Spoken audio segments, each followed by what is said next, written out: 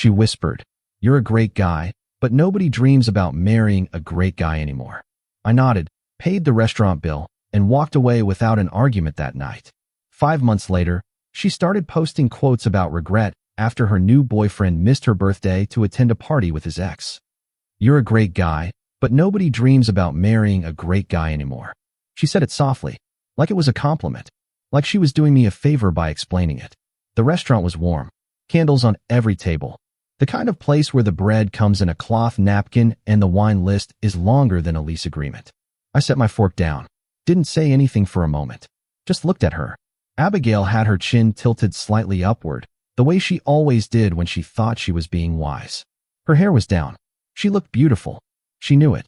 And somewhere in the space between that sentence and the silence that followed it, something shifted in my chest. Not broke. Didn't break. Shifted. Like a door quietly closing from the inside. I nodded once, called the waiter over, paid the bill, stood up, put on my coat, and walked out of that restaurant without raising my voice, without a dramatic exit line, without asking her what she meant. I already knew what she meant, and I didn't know it then, standing on that sidewalk in October, watching a cab splash through a puddle on Lexington Avenue. But that was the last time I'd ever sit across from Abigail. Let me tell you what I thought I was losing that night. I thought I was losing the woman I loved. I thought I was losing 2.5 years. I thought I was losing the version of the future we'd half built together. The conversations about neighborhoods we liked, the running joke about whether we'd get a dog before or after we moved in together, the way she used to fall asleep on my shoulder during long movies and then deny it in the morning. I thought I was losing my foothold in a friend group that had slowly become mine as much as hers. Charlotte, who texted both of us separately. Rebecca, who always saved us 2 seats at brunches. Everett, who was technically my friend first, but had somehow gotten absorbed into that orbit. I thought I was losing all of it. I stood on that sidewalk and did the math of everything I was about to not have anymore. I thought I was losing the woman I loved. I was wrong. What I was actually losing, what I was finally, mercifully walking away from, was something I hadn't had for a very long time. But I didn't know that yet. If you enjoy real stories like this, subscribe, because what happened next changed everything for me. I was 28 when it ended. Abigail was 26. We'd met at a rooftop thing in Williamsburg, the kind of party nobody actually wants to go to, but everyone shows up to anyway, because it's summer and the skyline looks like a postcard, and your friend said the host makes incredible cocktails. The host made decent cocktails, at best. But Abigail was standing near the railing looking at the Manhattan skyline with the expression of someone who'd grown up looking at it, and still hadn't decided how she felt about it. I asked her what she was thinking. She said that it looks better from a distance. I thought she was talking about the city. We dated for 2 years and 8 months. Lived separately. I had a place in Astoria. She had an apartment in the East Village that she shared with Rebecca. We saw each other 3 or 4 times a week. Did the things couples in New York do. Walked through the park, argued about which ramen spot was worth the wait, spent Sunday mornings reading at the same table while mostly ignoring each other in a comfortable way. It was good. For a while, it was genuinely good. The first time I noticed something was off, I filed it away wrong. We were at dinner, a different dinner, an earlier one, a normal one, and she mentioned a guy from her office. Mateo. She said he'd just gotten a promotion and was apparently being fast-tracked for a director role. He's only 29, she said. Good for him, I said. He drives a Porsche, she added. I looked up from my plate. In Manhattan? She smiled. He takes it out on weekends. I laughed. I thought she was laughing too. I should have paid attention to the fact that she wasn't. That wasn't the strange part, though. The strange part came about a month later. We were watching something on her couch, some true crime documentary she'd been wanting to see, and she paused it out of nowhere and said, "Do you ever think about what your life would look like if you were more aggressive about things?" I muted the TV. Aggressive how? Like, professionally. Like if you really pushed. Went after it. I was working in product development at a mid-sized tech firm at the time. Not glamorous. Not nothing, either. I was good at my job. I was building something on the side, a small consulting project that had started bringing in extra income. I told her that. She nodded, but in the way people nod when they're not really filing the information anywhere useful. "I just think you have more in you than you let show," she said. And she said it like it was encouragement. At the time, I took it as encouragement. I was wrong about that too. Everett noticed before I did. We were at a bar in Hell's Kitchen, a place we'd been going to since we were 23, back when we thought dive bars were a personality, and I was telling him about some weekend trip Abigail and I were planning to the Hudson Valley. He was quiet for a second too long. What? I said. Nothing. Everett. He picked up his glass. She seems restless. She's fine. I'm not saying it's a problem. I'm just saying. She seems like she's waiting for something. For what? He shrugged. Don't know. Maybe she doesn't either. I told him he was projecting. He let it go. But that word stayed with me longer than it should have. Restless. The way certain words do when you know somewhere deep down that they're accurate and you're not ready to let them be. The comments didn't stop. They evolved. A few weeks after the Everett conversation, Abigail and I went to a gallery opening in Chelsea. A friend of a friend's thing, industrial space, wine in plastic cups, everyone dressed like they'd put exactly the right amount of effort in. There was a guy there, tall, well-dressed in the way that announces itself. He was talking loudly about a company he'd just launched, and people were leaning in, and he had that specific kind of energy that fills a room whether the room asked for it or not. On the cab ride home, Abigail was quiet. I asked if she'd had fun. What did you think of the show? It was fine. A few blocks passed. Then, did you talk to that guy? The one who started the company? Briefly. He seemed like a lot. Yeah. Another pause. But interesting. Like, you wanted to know what happened next with him. I looked out the window. With his company, she added. I didn't say anything. And she didn't say anything else. But the sentence hung between us in that cab like cigarette smoke. Invisible unless you were looking for it, and impossible to ignore once you were. The thing about small moments is that they're only small until they aren't. Each one, individually, was dismissible. A comment about a coworker's car. A question about ambition framed as concern. A stranger at a gallery who she was definitely not comparing me to. Separately, nothing. Together, a pattern I should have named a year before I did. But here's the thing nobody tells you about relationships. The ones that erode slowly don't feel like erosion while they're happening. They feel like Tuesday. The night it ended, I did other things instead. I went back to the gym. Not obsessively. I wasn't turning this into a montage. Just consistently. 6 in the morning, for days a week. It gave the days a shape. I worked more. Focused harder. The consulting project that had been moving slowly suddenly became something I was pouring real time into. A few new clients. A few small wins that compounded. My coworker Malcolm had been pushing me to pitch a bigger initiative at work for months, and I finally put the deck together. It got approved. It was a meaningful project, the kind that actually changes what your career looks like in 2 years instead of just keeping the lights on. And then I met Gideon. Gideon was in his late 50s, which is to say he'd already lived through the version of everything I was going through and had the scar tissue to prove it.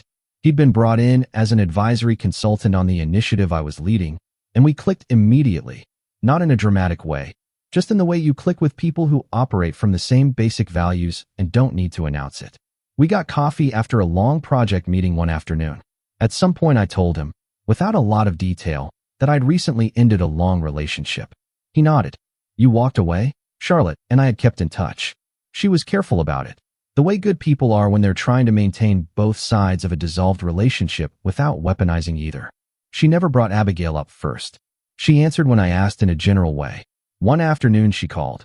Actually called, which in 2024 is already an indication of the gravity level, and we talked for a while about nothing in particular.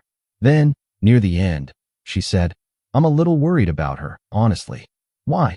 He cancels a lot. She planned this whole dinner thing for her friends last month, and he didn't show. Didn't really explain why. I didn't say anything. She's not saying much about it. But she's posting a lot of those quotes. What quotes? You know, the ones. The wrong person will make you feel like you're too much. That kind of thing. I looked at my ceiling for a moment. She's okay, I said. She'll figure it out. I think she misses Charlotte. Yeah. She'll figure it out. A pause. Okay, she said. And that was that. But I noticed, over the next few weeks, that Abigail's posts had a specific texture to them. Not sad exactly. More like a person writing messages to no one in particular while hoping someone specific would read them. Some people don't know what they have until they see someone else treating it right. The bare minimum isn't impressive. It's the bare minimum. Stop romanticizing people who choose everything over you. I didn't engage. I just watched the shape of it. The architecture of someone realizing something and not quite being able to name it yet. And then came the birthday. Abigail turned 27 in late January. I knew the date. I always had. I didn't send anything. Not a text, not a message. That chapter had been closed respectfully, and reopening it for a birthday acknowledgement felt like it would be for my own comfort rather than hers. Rebecca, who had also stayed loosely in touch with me in the way that only very kind people manage post-breakup, texted me the next day. Not to tell me happy birthday. Obviously, she texted me because she was angry. He went to a party with his ex instead. I read the message twice. Tristan? I wrote back. Yes, her birthday. He said he forgot, and then she found out he was at some party that his ex was hosting. He didn't even apologize right. I set my phone down, picked it back up. Is she okay? She's upset. She posted something on her story at like midnight. A poem about being alone. I didn't check the story. I didn't need to. I sat with that information and felt, not satisfaction, I want to be clear about that. Not triumph. What I felt was something closer to a tired, quiet understanding. She had traded steadiness for electricity. She had traded reliability for uncertainty. And the uncertainty had delivered, right on schedule, exactly what uncertainty always does. It keeps you uncertain. Here's the part of the story I haven't told you yet. The part that reframes the rest of it. Abigail was not a villain. I want to say that clearly, because this kind of story is easy to tell in a way that turns it into one, and she wasn't. But she was someone who had spent the last year of our relationship, not just the last conversation, not just the famous dinner, communicating to me, in dozens of small ways, that she was not satisfied, and waiting for me to become something different without ever asking me clearly to become it. The comments about ambition weren't encouragement. I understand that now. They were a running comparison test. Me versus some composite man she'd assembled from profiles and projections and half-formed ideas about what exciting looked like. The questions about my professional trajectory were never really about my professional trajectory. They were about whether I fit a story she was already writing. I tolerated it. More than tolerated, I accepted it as her way of caring. I reframed her discontent as investment. I took "you could be more" as a form of belief rather than a form of dissatisfaction. That was on me. Not because I was weak, because I was committed, because I still believed, at every step, that what we had was worth the friction. That people in long relationships push each other in uncomfortable directions sometimes. And that's not a red flag. It's just love being imperfect. But here's the thing nobody tells you about tolerating the slow erosion. Eventually, it erodes. And then the person doing the eroding looks at the result and decides the material wasn't strong enough. She wanted someone unpredictable. What she never said, what she never seemed to understand, was that she had someone present. Someone who showed up. Someone who paid attention. Someone who remembered. Not every love story requires showing up dramatically. Some of them just require showing up. She didn't want that.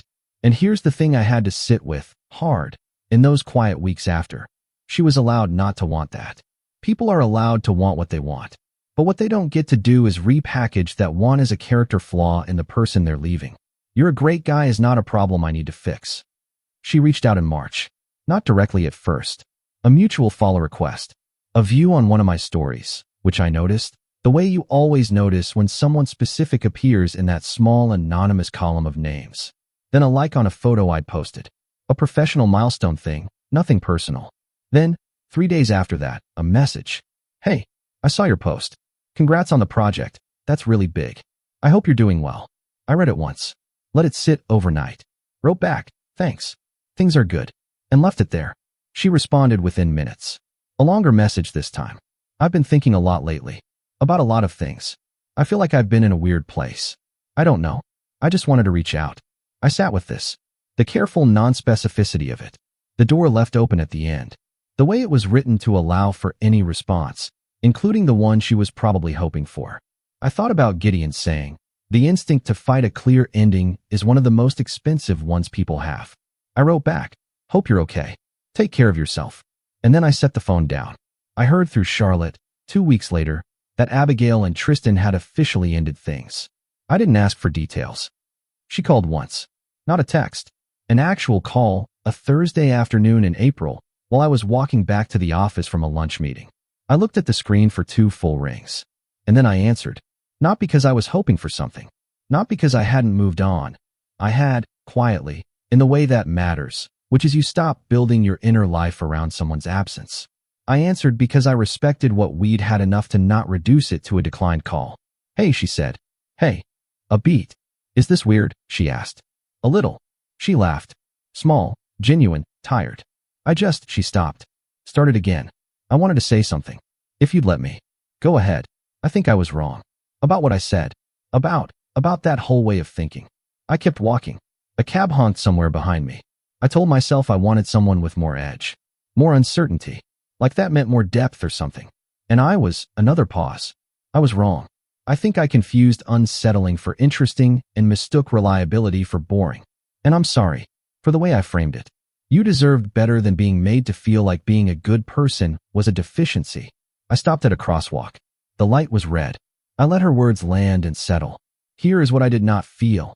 I did not feel vindicated. I didn't feel the satisfaction of an apology confirming what I'd always known. I didn't feel the pull towards something we'd once been. What I felt was quiet. A kind of genuine, unfussy quiet. I appreciate that, I said. Really? Do you? She hesitated. Do you think there's any way? Abigail. Yeah. The light turned green. I think you'll figure out what you're looking for, I said. I genuinely do. But I'm not the place to figure it out from. You understand that. A long silence.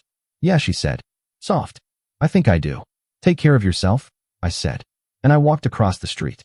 Everett got promoted in May. We celebrated at the same dive bar in Hell's Kitchen. The drinks were still mediocre. We didn't care. Somewhere around the second round, he looked at me and said, "You seem different." Different how? Lighter.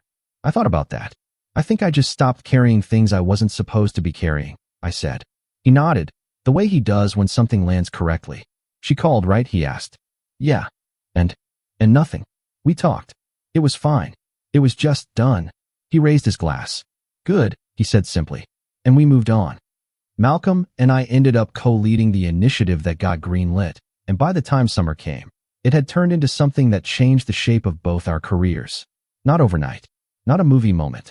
Just incrementally, solidly, the way real things are built. Gideon had been right about the quiet exits. About what opens up when you stop trying to turn a closed door into an open one. Charlotte still checks in sometimes. We're friends now, actually, not obligated to each other friends, actual ones. She never told me what happened with Abigail and Tristan in any detail, and I never asked. Rebecca I see occasionally, in the way you see people in New York, a corner, a coffee shop, the odd overlap of proximity. She smiles the way people smile when they're glad something turned out the way it did. I don't know where Tristan is. I never really did.